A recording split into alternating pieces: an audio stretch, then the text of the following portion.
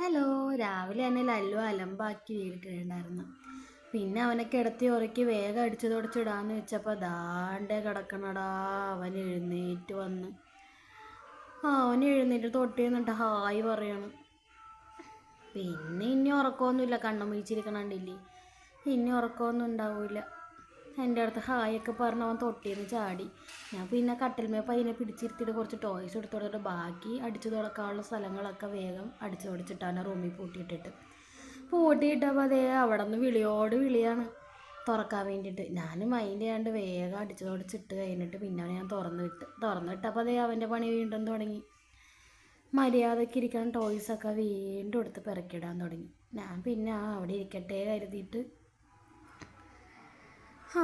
എൻ്റെ വിധി അവിടെ ഇരിക്കട്ടെ കരുതിയിട്ട് എന്നാൽ പിന്നെ അവൻ എന്തെങ്കിലും ചെയ്യട്ടെ കരുതി ഞാൻ ബാക്കിയുള്ള പണികളിലേക്ക് പോയി.